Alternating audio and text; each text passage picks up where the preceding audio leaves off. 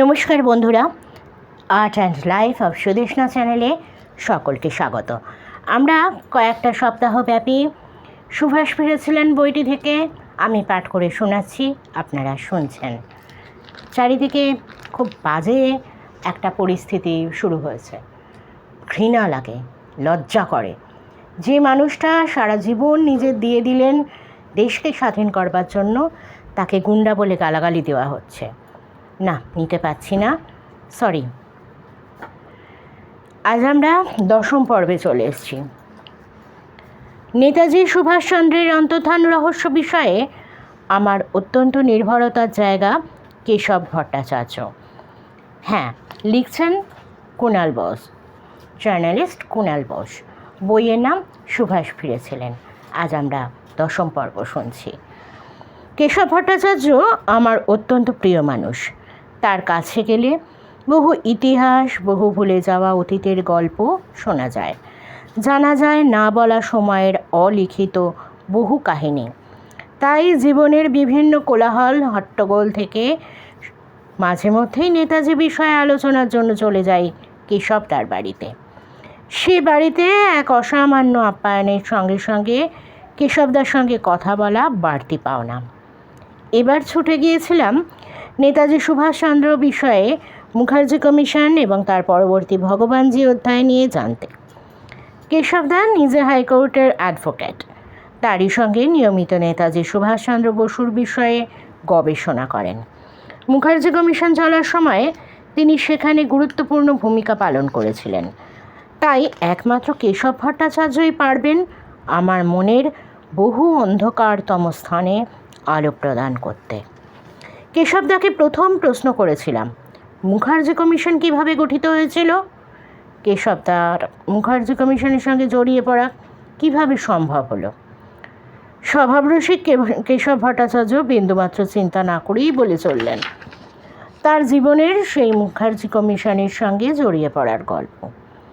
যেন কোনো এক অদৃশ্য হাতে সেই লেখনীকে তার হৃদয়ে লিখে দিয়ে গেছে।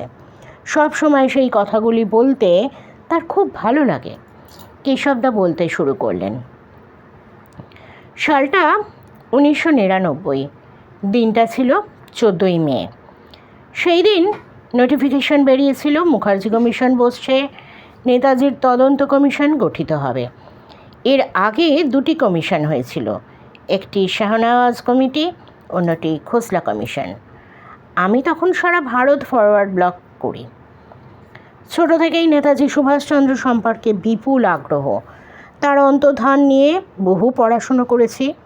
মনে মনে একটা ইচ্ছে তো ছিলই, যদি আবার কোনো দিনও কোনো কমিশন বসে, যদি তাতে পার্টিসিপেট করতে পারি।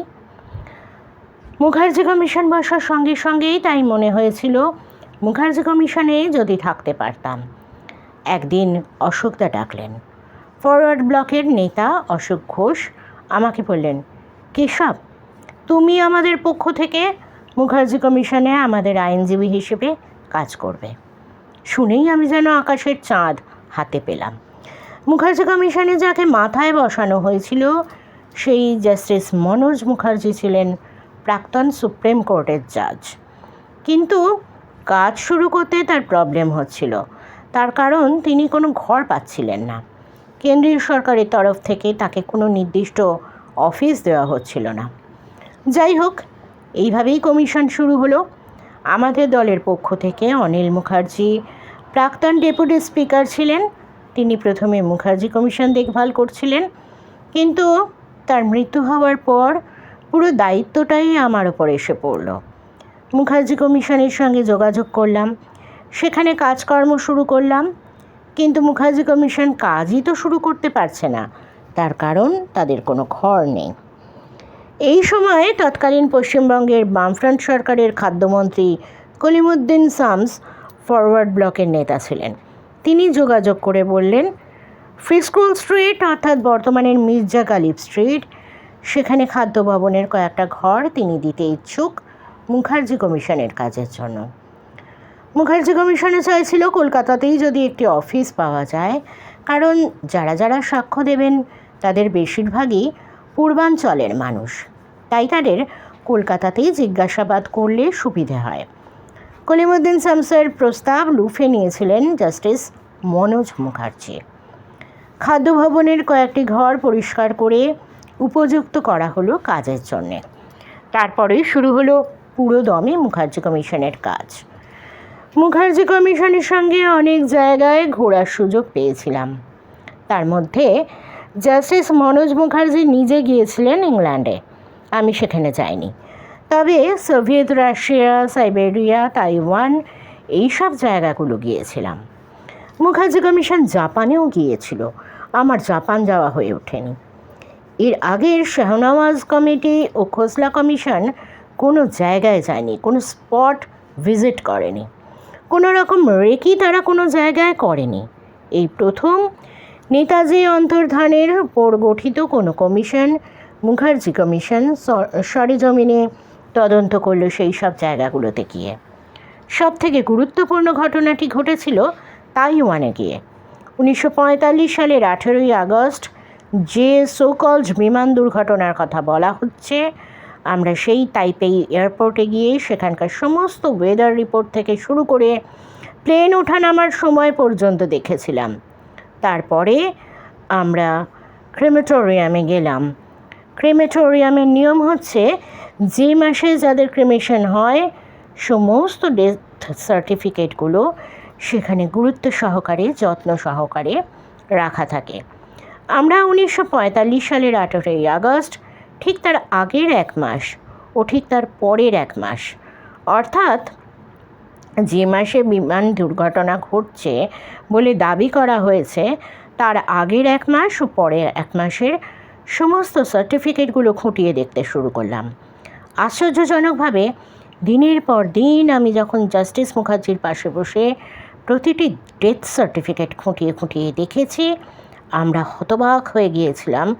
সমস্ত ডেথ সার্টিফিকেট দেখার পর কোনো জায়গায় নেতাজি সুভাষচন্দ্র বসুর নাম নেই, বা এমন কোনো ডেথ সার্টিফিকেটও পাওয়া গেল না যার মধ্যে দিয়ে এটা প্রমাণিত হয় যে এটির সঙ্গে নেতাজি সুভাষচন্দ্র বসুর কোনো সম্পর্ক রয়েছে। এখানেই শেষ নয়, আমাদের হতবাক হওয়া বোধহয় আরও বাকি ছিল। যখন আমরা জানতে পারলাম এর আগে দুটো কমিশনের কেউ একবারও এই ক্রেমেটোরিয়ামে আসেনি, তখন আমরা বুঝতে পারলাম আগের দুটি কমিশন অর্থাৎ শাহনওয়াজ কমিটি ও খোসলা কমিশন কতটা ভুয়ো তদন্ত করেছে, কতটা মিথ্যের ওপর দাঁড়িয়ে রয়েছে তাদের পদ্ধতি এবং সিদ্ধান্ত। না হলে সেখানে বিমান দুর্ঘটনা হয়েছে বলে দাবি করা হচ্ছে সেই তাইওয়ানের তাইপেই বিমান কেন্দ্র, বা যেখানে নেতাজির শেষকৃত্য সম্পন্ন হয়েছে বলে দাবি করা হচ্ছে সেই ক্রেমেটোরিয়াম, সেইখানে না এসেই তারা সিদ্ধান্ত নিয়ে নিলেন সুভাষচন্দ্র 1945 সালের 18ই আগস্ট বিমান দুর্ঘটনায় মারা গিয়েছিলেন।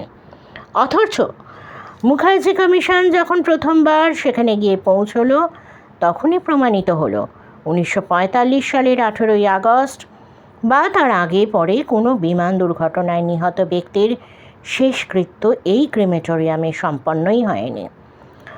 অদ্ভুতভাবে নেতাজির পরিবারের মৌনতা আমাদেরকে অবাক করে।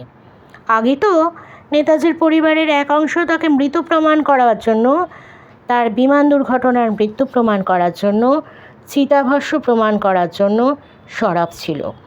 এখন দেখছি আর এক অংশ ভোল পাল্টে রাতারাতি সেই চিতাভস্মের পক্ষে কথা বলছে, কিন্তু তাদের কাছে কোনো প্রমাণ নেই। তারা একবারও সেই সব জায়গায় সরেজমিনে তদন্তে যাননি, কিন্তু যারা গিয়েছেন তারা যা দেখেছেন সেই ফাইন্ডিংসের ওপরও তাদের কোনো নির্ভরতা নেই। আসলে নিজেদের মতো করে, নিজেদের সুবিধে মতো নেতাজি সুভাষচন্দ্রের মৃত্যুকে নিয়ে ব্যবসা করাটা তাদের পেশা হয়ে দাঁড়িয়েছে। আমরা যখন নিজেরা তাইওয়ানে গিয়েছিলাম সেখানে দেখতে পেয়েছিলাম নেতাজি সংক্রান্ত অজস্র ফাইল সেখানে রয়েছে। শুধু সেখানে কেন, রাশিয়া থেকে শুরু করে আমেরিকা, ইংল্যান্ড, অস্ট্রেলিয়া সহ এশিয়ার বিভিন্ন দেশে নেতাজির বিভিন্ন গুরুত্বপূর্ণ নথি আজও রক্ষিত রয়েছে, কিন্তু সেই সব নথিপত্র ভারতে ফিরিয়ে আনার জন্য কোনো ব্যবস্থা নেওয়া হয়নি। এদিকে নেতাজি সুভাষচন্দ্র বসুর নামে রিসার্চ ব্যুরো তৈরি করে রিসার্চ করার কাজ চালানো হচ্ছে। এটা মানুষকে দেখানো হচ্ছে।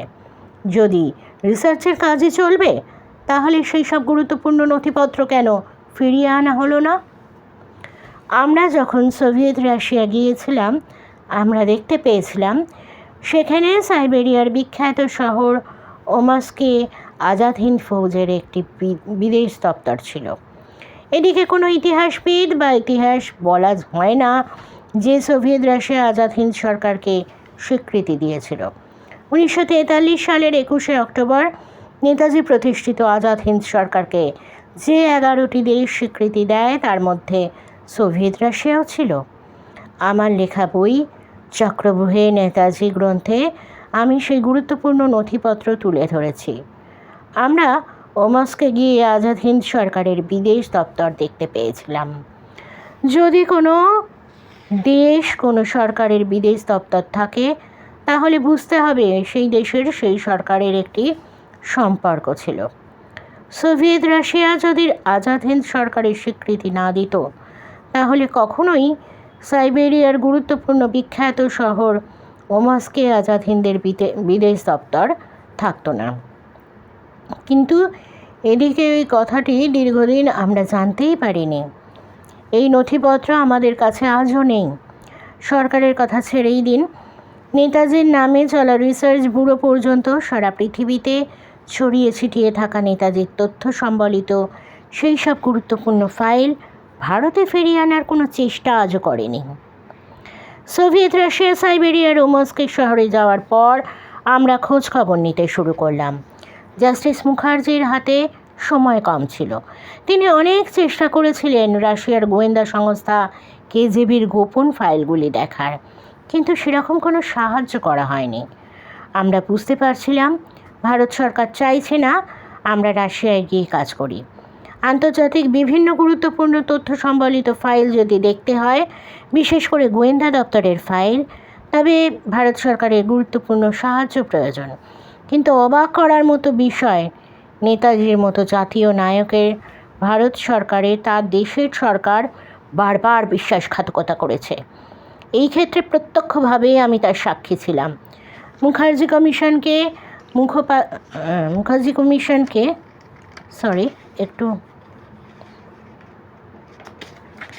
যত রকমভাবে পারা যায় অসহযোগিতা করে চলেছিল ভারত সরকার। তারা চাইছিল না রাশিয়ার কোনো ডকুমেন্ট যাতে আমাদের হাতে এসে পৌঁছায়। একটি বিষয়ে মুখার্জি কমিশনে আমরা সকলে নিশ্চিত হয়েছিলাম। 1945 সালের শেষ ক্যাবিনেট মিটিংয়ে নেতাজি সিদ্ধান্ত গ্রহণ করেছিলেন সোভিয়েত রাশিয়াতে চলে আসার। এই কথা শাহনাজ কমিটি, খোসলা কমিশনও স্বীকার করেছিল। মুখার্জি কমিশন তার প্রত্যক্ষ প্রমাণ পেল। নেতাজি বারবার চাইছিলেন রাশিয়ায় আসার, কারণ আগেই আমি উল্লেখ করেছিলাম রাশিয়া নেতাজির সরকারকে স্বীকৃতি জানিয়েছিল। সাইবেরিয়ার ওমস্ক শহরে তাদের একটি বিদেশ দপ্তরও ছিল।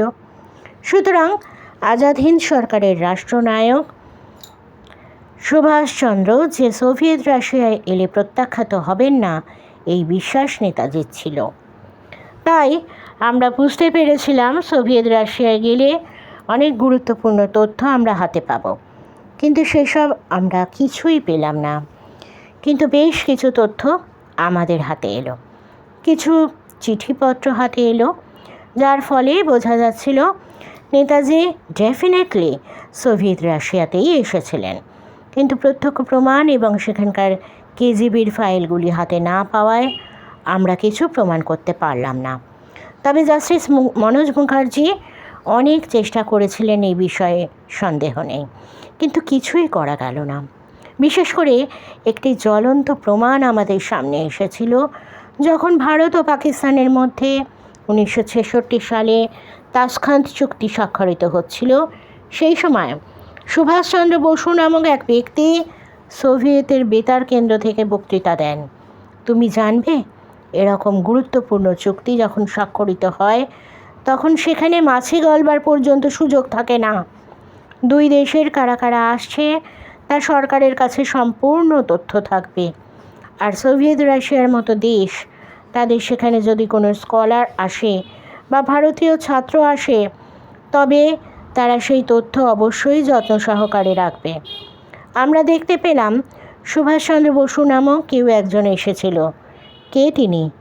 যখন আমরা এই বিষয়ে প্রশ্ন করলাম, সেই বেতার বক্তৃতাটি কে দিয়েছিলেন, যদি সুভাষচন্দ্র কোনো স্কলারের বা কোনো ছাত্রের নাম হয়, তাহলে তার সম্বন্ধে সম্পূর্ণ তথ্য অবশ্যই আমাদের আর্কাইভে রয়েছে। তার সম্পর্কে সম্পূর্ণ তথ্য, আমাদের সমস্ত তথ্য দিন। কিন্তু নিশ্চুপ থাকলো সোভিয়েত। তারা কিছুই দিল না। আমরা বুঝতে পারছিলাম আসল রহস্যটা এখানেই রয়েছে। কিন্তু সরকার চাইছিল না সেই রহস্য ভেদ হোক। নেতাজিকে নিয়ে এরকম বিশ্বাসঘাতকতার আরেকটি নজির হলো ভারতের প্রথম বাঙালি রাষ্ট্রপতি ভারতরত্ন প্রণব মুখোপাধ্যায়। যখন তাকে কমিশন সাক্ষ্য দিতে ডেকেছিল, তিনি যে ভয়ঙ্কর বিশ্বাসঘাতকতা নেতাজি এবং বাঙালির সঙ্গে করেছিলেন তা কোনো দিনও ভোলার নয়। প্রণব মুখোপাধ্যায়ের যে চরিত্রটি আমরা জানি, তার পিছনে তার ভয়ঙ্কর নেতাজি বিরোধী বিশ্বাসঘাতক চরিত্রটা রয়েছে, সেটা অনেকেই আমরা জানি না। আমি তোমাকে পরিষ্কারভাবে বলছি কুণাল, সম্পূর্ণ নিজের দায়িত্বে। সেদিনকে প্রণব মুখোপাধ্যায় মুখার্জি কমিশনের সঙ্গে যে বিশ্বাসঘাতকতা করেছিল তা ইতিহাসে কলঙ্কিত একটা অধ্যায়। আমি আমার বই চক্রব্যূহে নেতাজিতে তার বিস্তারিত উল্লেখ করেছি। বিশেষ করে এই ঘটনাটা রেখেছি বলে একটি বিখ্যাত প্রকাশনা সংস্থা আমার বইটি ছাপবে বলে নিয়ে গিয়ে প্রকাশ পর্যন্ত আর করার সাহস দেখায়নি। তারা আমায় বলেছিল আমার বইতে কিছু বিতর্কিত জিনিস রয়েছে, বিশেষ করে প্রণব মুখোপাধ্যায়ের পাঠটা বাদ দিলে আমরা এটা ছাপতে পারি। আমি বললাম, এখানে কোনো মন গড়া কথা নেই। আমি যা লিখেছি সম্পূর্ণ তথ্যের ওপর নির্ভর করে। যদি ছাপার না হয় ছাপবেন না, কিন্তু বাদ দেওয়ার কোনো প্রশ্নই আসে না। প্রণব মুখোপাধ্যায়ের বিশ্বাসঘাতকতার একটি নজির তোমাকে দিই। 2001 সালে দিল্লির বিজ্ঞান ভবনের অ্যানেক্স হলে 15ই অক্টোবর তার সাক্ষ্য গ্রহণ করা হয়েছিল। সেখানে আমি উপস্থিত ছিলাম। জাস্টিস মনোজ মুখার্জি প্রশ্ন করেছিলেন, আমি প্রশ্ন করেছিলেন ফরওয়ার্ড ব্লকের এমপি শরৎচন্দ্র বসুর পুত্র সুব্রত বসু। বারবার বিভিন্ন প্রশ্নের উত্তরে প্রণব মুখোপাধ্যায় এড়িয়ে যান এবং কমিশনকে বিভ্রান্ত করার জন্যে মিথ্যে ও ভুল তথ্য দিতে থাকেন। তাকে প্রশ্ন করা হয়েছিল মোরারজি দেশাই 1978 সালে সংসদের যৌথ সম্মেলনে কী বক্তব্য রেখেছিলেন। প্রধানমন্ত্রী মোরারজি দেশাই সরাসরি সেখানে বক্তব্য রেখে এর আগের দুটো কমিশন, অর্থাৎ সর্বপ্রথম যে কমিটি বসেছিল সেই শাহনওয়াজ কমিটি ও তারপর খোসলা কমিশন, দুটোতেই বিশ্বাসযোগ্যতার অভাবের জন্য বাতিল করে দিয়েছিলেন। প্রণব মুখোপাধ্যায়কে প্রশ্ন করা হলো, যখন মোরারজি দেশাই এই দুটো কমিশনকে বাতিল বলে ঘোষণা করলেন, আপনি তো তখন সংসদে ছিলেন, কংগ্রেসের তরফ থেকে কি তার প্রতিবাদ করা হয়েছিল? প্রণব মুখোপাধ্যায় কিছুক্ষণ চিন্তা করে বলল, আমার মনে পড়ছে না। তার মুখ চোখ বলে দিচ্ছিল তিনি ইচ্ছে করে মিথ্যে কথা বলছেন। আরও বড় মিথ্যে কিছুক্ষণ পরেই আমরা টের পেলাম, যখন প্রণব মুখোপাধ্যায়কে প্রশ্ন করা হলো, আপনি তো 90-এর দশকের মাঝামাঝি রেনকোজি মন্দির ভিজিট করতে গিয়েছিলেন। প্রণব মুখোপাধ্যায় সে কথায় সায় দিলেন, কিন্তু আপনি কি জানেন না 80-র দশকের রেনকোজি মন্দির সম্পূর্ণ বিধ্বংসী আগুনে পুড়ে ভস্ম হয়ে গিয়েছিল? একটি সম্পূর্ণ পুড়ে যাওয়া মন্দিরে আবার নেতাজির ছাই বেঁচে গেল কী করে? প্রণব মুখোপাধ্যায় বললেন, আমার নলেজে বিষয়টি নেই। তিনি নাকি জানেন না, আবার তিনি মিথ্যে কথা বললেন। আসলে আমরা এটা জানতাম 80-র দশকের একটি বিধ্বংসী অগ্নিকাণ্ডের ঘটনায় রেনকোজি মন্দির সম্পূর্ণ পুড়ে ভস্মীভূত হয়ে গিয়েছিল। নেতাজির চিতাভস্ম, তথাকথিত চিতাভস্ম, সেটিও ধ্বংস হয়। পরবর্তীকালে আবার সেখানে একটি মিথ্যে চিতাভস্মের গল্প ফাঁদার জন্য একটা ভুয়ো চিতাভস্মের আধার রেখে সেটিকে নেতাজির বলে চালানোর চেষ্টা করা হয়েছিল। প্রণব মুখোপাধ্যায় জানতেন রেনকোজি মন্দির আগুনে পুড়ে ছাই হয়ে গিয়েছে, তবুও তিনি সেদিনকে মিথ্যে কথা বলেছিলেন। আমি কেশবদাকে থামিয়ে জিজ্ঞাসা করলাম, মুখার্জি কমিশন যখন চলছিল তখন চিতাভস্মের ডিএনএ টেস্টের কথা উঠেছিল। মুখার্জি কমিশন কি জানতো না চিতাভস্মের ডিএনএ টেস্ট হয়েছে? কিন্তু ইলেক্ট্রোফোরোগ্রাম রিপোর্ট এখনও পর্যন্ত পাওয়া যায়নি। সেই বিষয়টা নিয়ে আপনারা কি করেছিলেন? ইলেক্ট্রোফেরোগ্রাম রিপোর্টের কথা তুমি যেটা বলছো সেটা তো গুমনামি বাবা বা ভগবানজি পর্যায়ের কথা। আমরা অনেক পরে বিষয়টি জানতে পারি। ইনফ্যাক্ট আমি তো বিষয়টি জানতে পেরেছিলাম মুখার্জি কমিশনের থেকে কাজ করার সময়। আমিও জাস্টিস মুখার্জি এবং একটি দল আমরা গিয়েছিলাম ফৈজাবাদের রামভবনে, যেখানে তিনি ছিলেন। আমাদের মুখার্জি কমিশন চলার সময় 2275টার মতো আইটেম জমা পড়েছিল ভগবানজি রিলেটেড। অনেকে বলেছিলেন বিষয়টার গুরুত্ব উপলব্ধি করতে পারলাম যখন আমরা রামভবনে গিয়েছিলাম। ভাবলে অবাক হবে, এতদিন ধরে ঘটনাটা এখানে ঘটেছিল কিন্তু কেউ কোনো কিছু জানতে পারেনি। This is called secrecy. আমরা সঙ্গে 70-এর দশক থেকে আলাপ সুনীল কৃষ্ণগুপ্তের। সুনীলের সঙ্গে আমার অত্যন্ত ঘনিষ্ঠতা ছিল। তিনি আমাকে স্নেহ করতেন, ভালোবাসতেন। যখন আমরা রামভবনে যাচ্ছি মুখার্জি কমিশনের সঙ্গে, সেই সময় সুনীল কৃষ্ণগুপ্ত আমাকে প্রথম বলেছিলেন, তুমি জানো ওখানে ভগবানজি রূপে নেতাজি অবস্থান করতেন? তখন আমার কাছে সব কিছু দিনের আলোর মতো পরিষ্কার। আমি ওকে জিজ্ঞাসা করলাম, আপনাদের সঙ্গে 70-এর দশক থেকে ভগবানজির যোগাযোগ আপনারা বলেননি কেন? এখন বলছেন? উনি আমায় বললেন, আমাদের ওপর ভগবানজির নির্দেশ ছিল ওর অবস্থানের কথা কাউকে কোনো দিন না বলার। আমি বুঝতে পেরেছিলাম মন্ত্রগুপ্তী শপথের আসল অর্থটা কী। তারা কোনো দিন কেউ বলেননি। যখন আমি জাস্টিস মুখার্জি কমিশনের সঙ্গে রাশিয়া গিয়েছিলাম, আমরা এটা উপলব্ধি করতে পারছিলাম নেতাজি রাশিয়ায় এসেছিলেন। রাশিয়াই সেই জায়গা যেখানে তিনি অবস্থান করেছিলেন। কিন্তু 1953 সালে জোসেফ স্ট্যালিনের মৃত্যুর পর অবস্থার পরিবর্তন হয়। তিনি রাশিয়া থেকে ভারতে চলে আসার পরিকল্পনা গ্রহণ করেন। কিভাবে ভারতে তিনি এলেন, কোন পথ দিয়ে তিনি ভারতে এসেছিলেন, সেই বিষয়টা আজও ধোঁয়াশায় ঢাকা।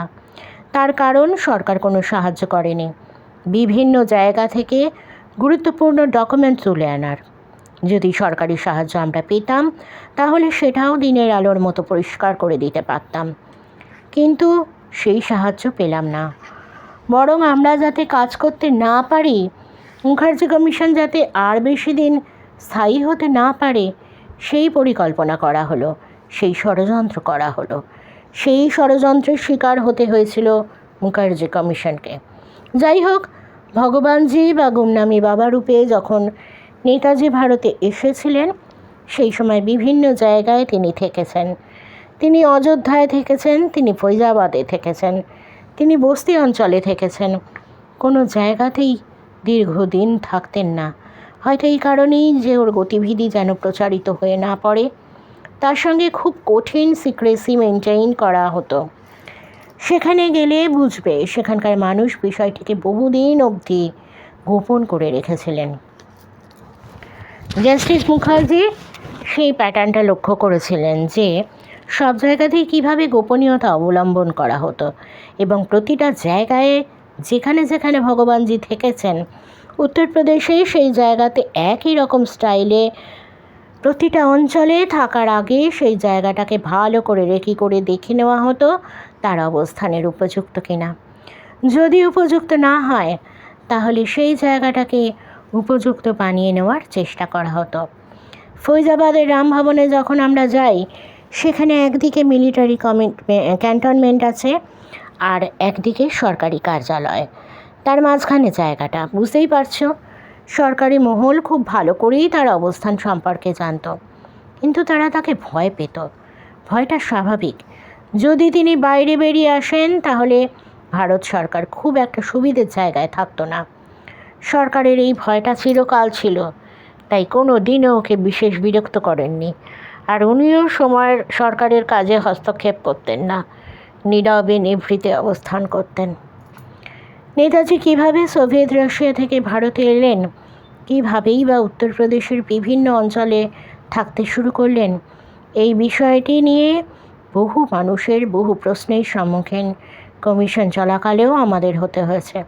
কিন্তু সবথেকে বড় প্রশ্ন, 1945 সালের 18ই আগস্টের পর তিনি কোথায় গিয়েছিলেন? মুখার্জি কমিশনের কাছে দিনের আলোর মতো স্পষ্ট হয়ে গিয়েছিল তিনি সোভিয়েত রাশিয়ায় গিয়েছিলেন। কত প্রমাণ চাই আর? আমরা নিজেরাই সেই প্রমাণ পেয়েছিলাম। যেমন 1945 সালের ডিসেম্বর মাসে এবং 1946 সালের জানুয়ারি ও ফেব্রুয়ারি মাসে সোভিয়েত বেতার কেন্দ্র থেকে নেতাজি 3টে বক্তৃতা দেন। সেই বক্তৃতায় তিনি নিজে ঘোষণা করেছিলেন, ভারতে আমি ফিরব। আমি এই মুহূর্তে একটি বড় বিশ্বশক্তির কাছে আশ্রয় নিয়েছি। ভারতের জন্য আমার হৃদয় কাঁদছে। তিনি, তৃতীয় বিশ্বযুদ্ধ আসন্ন, তৃতীয় বিশ্বযুদ্ধ খুব তাড়াতাড়ি হবে। তৃতীয় বিশ্বযুদ্ধের সময় আমি ভারতে গিয়ে পৌঁছব এবং লালকেল্লায় যারা আজকে আমার কাছের মানুষদের বিচার করছে তাদের বিচার করব। এর থেকে বড় প্রমাণ আর কিচ্ছু হতে পারে না যে 1945 সালের পর নেতাজি সোভিয়েত রাশিয়াতেই ছিলেন। সরকারের অসহযোগিতার জন্য আমরা 1945 সালের পর কিভাবে তিনি ভারতে এসেছিলেন সেই রুটটা খুঁজে বের করতে পারিনি বা তার সম্বন্ধে প্রমাণ জোগাড় করতে পারিনি। কিন্তু এটা নিয়ে আমরা নিশ্চিত ছিলাম যে 1945 সালের 18ই আগস্টের পর নেতাজি দীর্ঘদিন সোভিয়েত রাশিয়ার আশ্রয়ে নিরাপদেই ছিলেন। কেশব তাকে থামিয়ে মাঝপথে একটি প্রশ্ন করে বসলাম। আপনারা যখন বিষয়টি নিশ্চিত হলেন, সুনীল কৃষ্ণগুপ্তের মতো মানুষের কাছ থেকে দেখতে পেলেন যারা বলছেন ভগবানজি বা গুমনামি বাবা তার কাছাকাছি তারা এসেছেন, কেন তাদের জিজ্ঞেস করেননি কেন তিনি বাইরে এলেন না? কেশবদা বললেন, একাধিকবার জিজ্ঞেস করেছি এবং একই উত্তর পেয়েছি। বিষয়টি হলো ওয়ার ক্রিমিনাল অ্যাক্ট। যে দেশ পরাজিত হয় বিজিত দেশের কাছে তাদের ওয়ার ক্রিমিনাল বা যুদ্ধাপরাধী হিসেবে গণ্য করে কিছু নিয়মকানুনের বেড়া তাদের উপর চাপিয়ে দেওয়া হয়।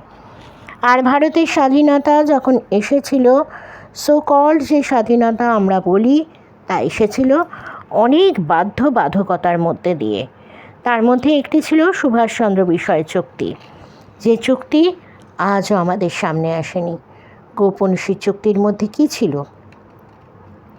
আমরা অনুমান করি সেখানে সুভাষচন্দ্র বিষয়ে এমন কোনো চুক্তি ভারত সরকার করেছিল যার ফল চিরকাল ভুগতে হয়েছে নেতাজি সুভাষচন্দ্র বসুকে। ভারতবর্ষে ভগবানজি বা গুমনামি বাবা রূপে অবস্থান করার পরেও 1971 সালে ইন্দিরা গান্ধী সেই চুক্তি আবার রিনিউ করেছিলেন, যার ফলেই ওয়ার ক্রিমিনাল বিষয়টি তার ওপরে ছিল।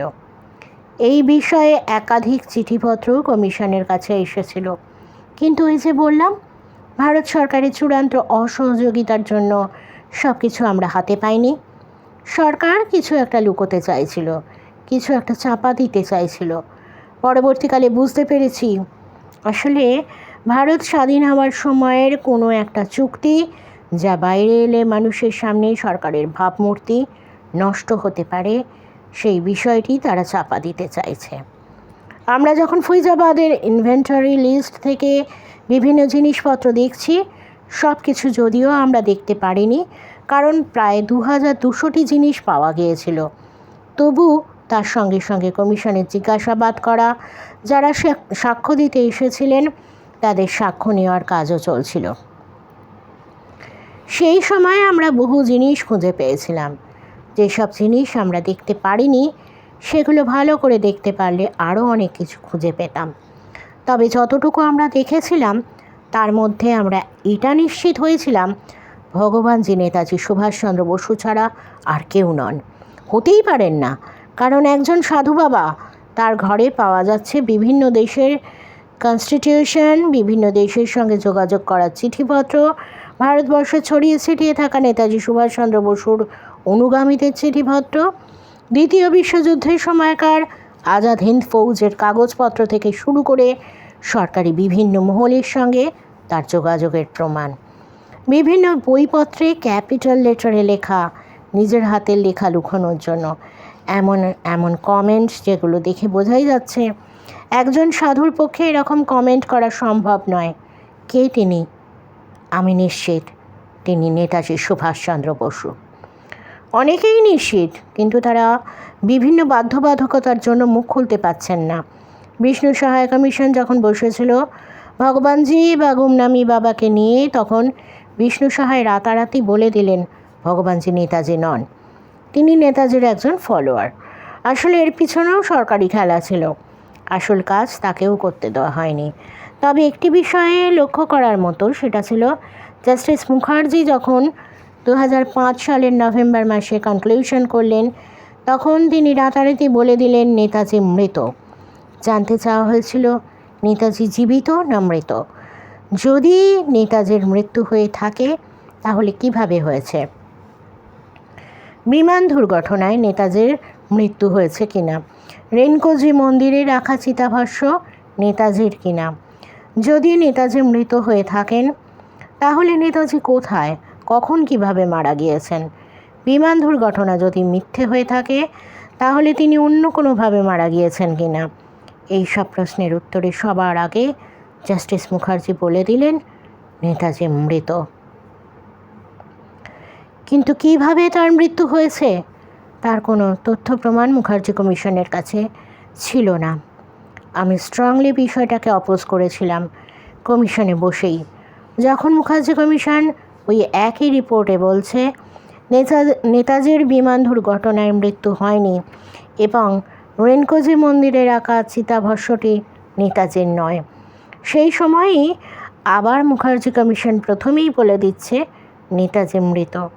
কোনো মানুষকে মৃত বলে ঘোষণা করতে হলে তার মৃত্যুর তথ্য প্রমাণ লাগে, কিন্তু সেই রকম কোনো বৈধ তথ্য প্রমাণ আমাদের হাতে নেই এবং আমরা এই তথ্য প্রমাণ পাচ্ছিলাম ফৈজাবাদে তিনি অবস্থান করেছিলেন, তবুও কিভাবে তাকে মৃত বলা যায়, এই কথাটা আমরা স্ট্রংলি অপোজ করেছিলাম মুখার্জি কমিশনে বসেই।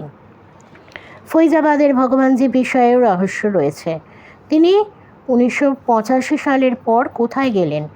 অনেকেই বিশ্বাস করেন তিনি 85 সালে মৃত, কিন্তু তার কোনো তথ্য প্রমাণ নেই এবং সেই বিষয়টা সম্পূর্ণভাবে প্রমাণিত হতে যে একটা মিথ্যে কথার ওপর দাঁড়িয়ে রয়েছে। আমি কিন্তু বিশ্বাস করি না 1985 সালে গুপ্তার ঘাটে ক্রিমেশন হয়েছিল বা ভগবানজি মারা গিয়েছিলেন। তার মৃত্যুর কোনো প্রমাণ আমাদের কাছে ছিল না। একটি প্রশ্ন বারবার ওঠে, এতদিন ধরে ভারতে নেতাজি থেকে গেলেন ভগবানজির ছদ্মবেশে, তবুও তিনি বাইরে এলেন না। আমার এই সমস্ত প্রশ্নের একটাই উত্তর, তিনি ওয়ার ক্রিমিনাল ছিলেন এবং তাই নিয়ে অনেক গুরুত্বপূর্ণ তথ্য প্রমাণ আমি আমার বই চক্রব্যূহে নেতাজিতে লিখেছি। ওয়ার ক্রিমিনাল ছিলেন বলেই নেতাজি বাইরে আসতে পারেননি। 1985 সালের ফৈজাবাদে ভগবানজির মৃত্যু বিষয়টা কেন আমি বিশ্বাস করি না?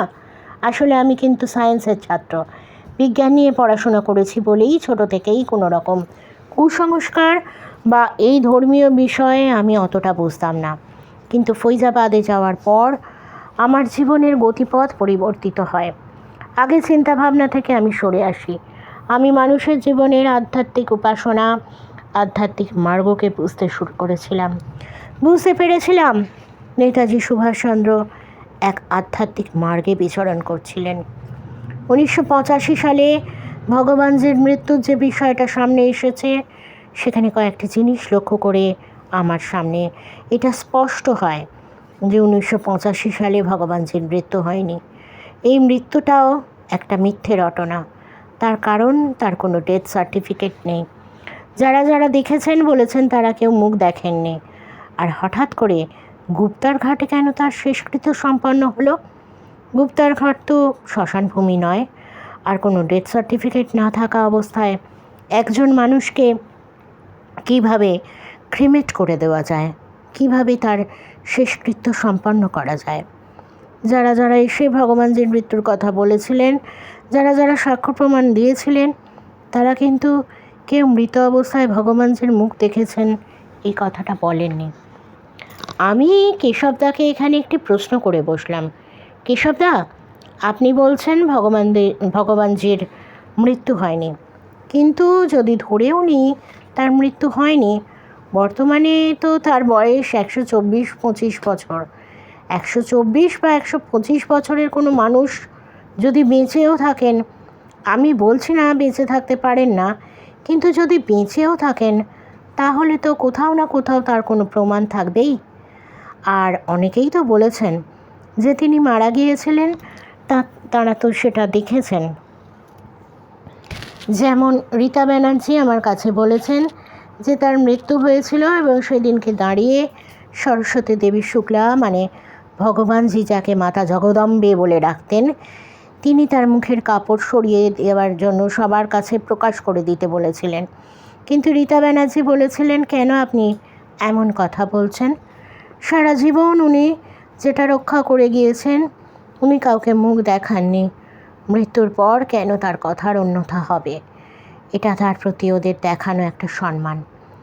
কেশবদা কিছুক্ষণ চিন্তা করে বললেন, হ্যাঁ সেটা হতে পারে, কিন্তু ডেথ সার্টিফিকেট তো থাকতো।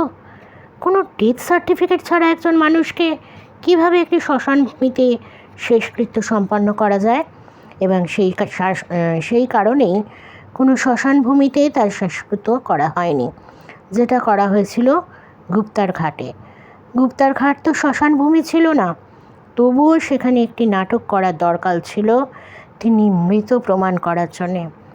আসলে আমি বিশ্বাস করি 1985 সালে নেতাজি সুভাষচন্দ্র, মানে তিনি ভগবানজি রূপে অবস্থান করছিলেন, তার মৃত্যু হয়নি।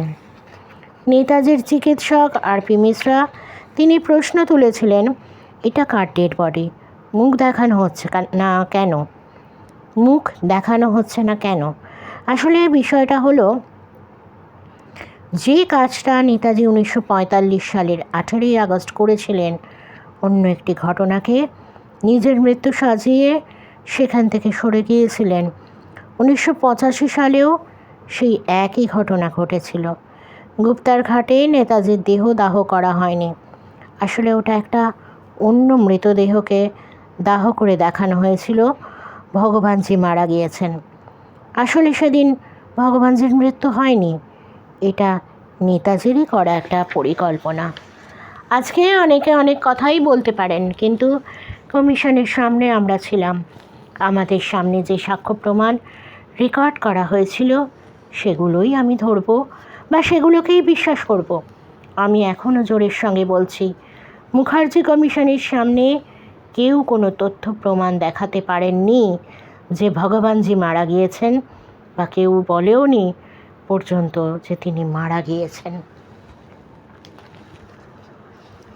একটা মানুষের জীবন কীরকম হতে পারে, যে মানুষটা মানে নিজের দেশকে স্বাধীন করবার জন্য এত কিছু করে গেলেন, আজকে আমরা তারকে নিয়ে কি করে যাচ্ছি? নোংরামি! ছি ছি ছি! আপনাদের কেমন লাগছে অবশ্যই কমেন্ট বক্সে কমেন্ট করে জানাবেন। একটা লাইক দিতে খরচ করতে হয় না কিছু, একটা লাইক দিলে আমারও পরবর্তী ঘটনাগুলো আপনাদের জানাতে ভালো লাগবে।